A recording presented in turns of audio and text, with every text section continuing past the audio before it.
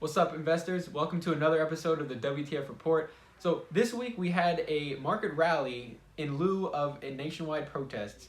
We had Warren Buffett get proven wrong, and to top it all off, we had Facebook employees really mad at their employer. So without further ado, my name is Ion with AQ Markets. So let's get into this week's report.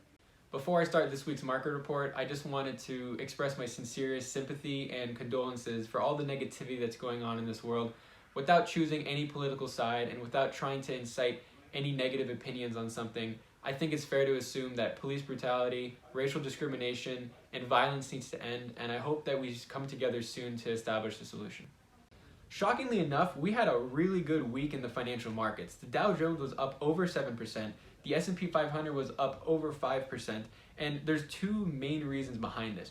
One was the job reports that was released by the Department of Labor, and two, it was the term changes that applied to the PPP loans that was part of the stimulus package that the government passed. So let's touch up on the job statistics and why this led to most of the reason of the market rally. So previously, the numbers that I've been reporting, for example, last week I said 40 million people were unemployed. This number comes from the number of applications for unemployment benefits that span over the last 8 to 10 weeks. Now, there's one fundamental issue here, is this is showing the applications of unemployment benefits over the set period of time. However, it isn't taking into account that the people that were first filing in the first 1 to 4 weeks, let's just call it, that they have potentially found new jobs. So this is a cumulative number. Now, the surprise came when the Department of Labor released the May jobs report, which was way better than anyone ever expected. We were expecting a job loss from April to May to be down 7.5 million people, and shockingly enough, there was 2.5 million jobs added. So the expected unemployment number was supposed to be around 19.9%, when in fact, it turns out that our unemployment number is closer to 13.7. When, just as a proxy, in April, the joblessness report was 14.7%. So we were expecting a downtrend of a pretty harsh number, 3 to 4% added, and it turns out that we went the opposite direction, which showed a lot of enthusiasm that the market is recovering, people are getting their jobs back, and this is going to allow for consumer demand to rebound quicker than we expected. So another reason for the huge market rally this week had to do with the terms and changes to the PPP program, which was part of the stimulus package that the government passed to help overall economy and help small businesses primarily. So these 3 P's in a pod stand for the Paycheck Protection Program. What this allowed was for small businesses to apply for government loans at an initial no interest cost, but then after 1 year would start to accrue interest at a really low rate. But this was designed for them to continuously pay their payroll. Now, the problem is that you had to use this money within 8 weeks. You had to use 75% of it towards paychecks. And on top of that, you had to rehire the people that you had to furlough pretty soon, which was June 30th. So what the United States Congress and Senate, and then finally Donald Trump signed it, President Trump signed, was they changed these terms. So from 8 weeks of usage, they extended it to 24 weeks. So you have 24 weeks to spend this initial money. Additionally, they cut the percentage from 75% to 60% usage strictly towards paychecks. So now these people can use 40% of these loans for other expenses. And additionally, they extended the deadline a few more months for hiring back the people that were furloughed, which is good because at the end of the day, with some country or some states and counties still under lockdown, and with the recent protests, it's kind of hard to bring back employees if there's no revenue coming in. So that allowed for these small businesses to kind of give them more time and more leniency on getting back on their feet, which is great for the overall economy, since small businesses, in my opinion, are the heart of the economy.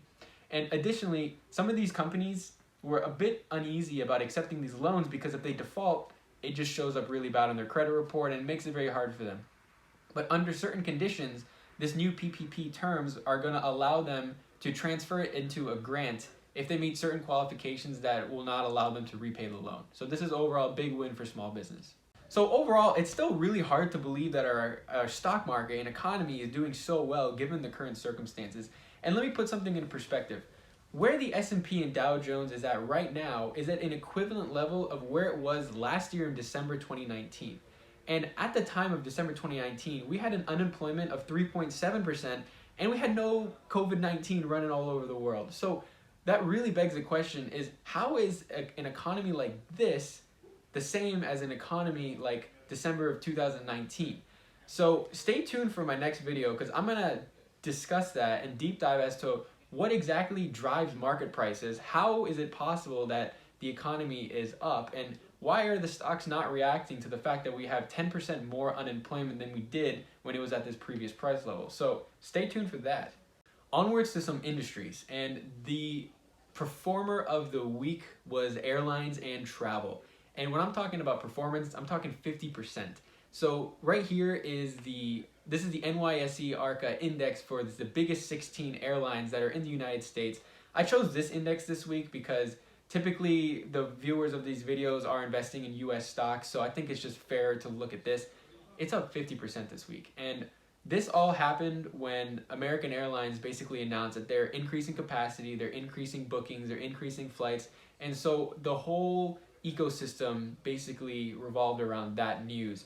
The fact that the job numbers weren't as bad as people thought led to this rally, so there's overall this insane amount of optimism that, all right, this isn't as bad as we thought it was, the flights are coming back quicker than we thought, so we got to price this into these airline stocks. And additionally, with those airline stocks, the cruise lines also skyrocketed this week, and the casinos also skyrocketed this week. Because if people are flying, people have the money to travel, which means they're going to want to go back on vacations on cruises, and people are going to go travel to the casinos because apparently people love to, throw money on a roulette and play poker. As a proxy, the airlines absolutely killing it this week. Boeing and Airbus, two of the biggest plane manufacturers, also had one pretty good week. They're up 30 to 40%. So if you had a portfolio that was structured around airlines, cruise lines, and these two airplane manufacturers, you should probably go treat yourself this week. Maybe get like extra steak in a Chipotle bowl, who knows, whatever you want to buy. Onward to some stock-specific news. I'm first going to start off with the social media companies, and that has a lot to do with where we left off last week. As I mentioned in my last report, Twitter was basically doing a lot more censoring and adding a lot more disclaimers and removing tweets from a certain individual, President Trump, and Facebook was not. So that led to a whole moral conflict of what should you do and what is the responsibilities of a social media company, and then an executive order came out of nowhere and Twitter didn't care, Facebook did, and here's basically what happened with Facebook. Their employees staged a virtual walkout. They're working from home, so they can't do it in the cool way where they just push their desk and they walk out the building. They basically just click the X button on the virtual desktop. Kind of cool, not as cool as it could have been though. And a few employees actually ended up quitting. So they did not stand by the fact that Mark Zuckerberg was not going to do any censorship on any violent tweets or anything that was perceived as fake information. So their employees were very unhappy. As you can see, this is the difference between two companies that are either taking the moral high ground or not taking the moral high ground. Twitter had a much better week as far as gains go. And the reason that Facebook isn't entirely down this week due to that is because this is a very, very revenue-filled year with social media companies because of the campaign and because of advertisements. This generates a lot of revenue for them. We had a really cool IPO this week, which was Warner Music.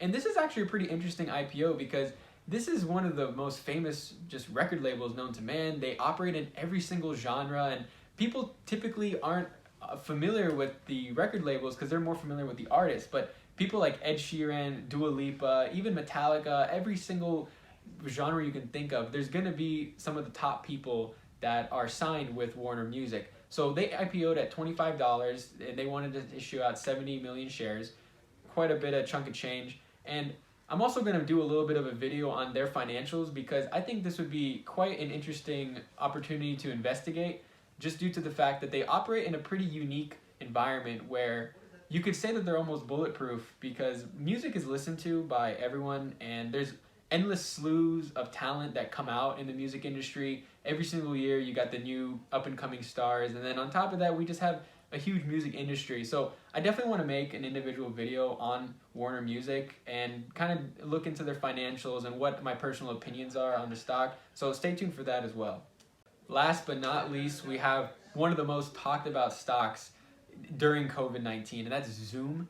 And with Zoom, that also brings in the discussion of Slack.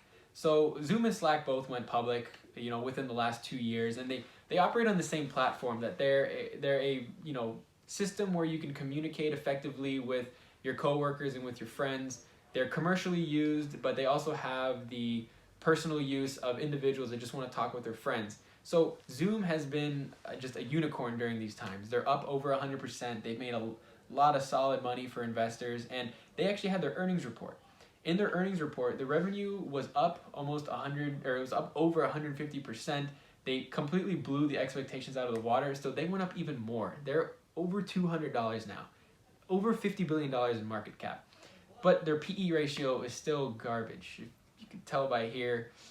We'll get into PE ratios later, but basically they're not earning as much as they're worth. But sometimes when you have stocks like this, it's that forward-looking expectation that people look at. And in their earnings report, they straight up doubled their forecast for the remainder of the year, which showed investors a lot of promise that they're going to be generating a lot of revenues.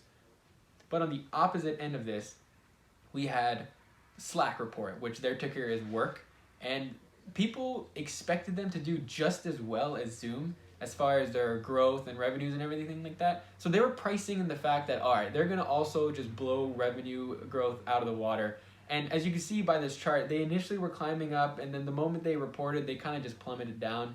They were down as much as 15% on the market the following day, and they didn't really have as much of a good week. So that really brings a lot of light to the fact that when certain companies report, companies that are in the same area of operating, they get a similar opinion attached to them. So like, okay, if Zoom did well, that means that Slack might do well. That isn't always the case. So come earnings time, it's very important to understand that every company is unique.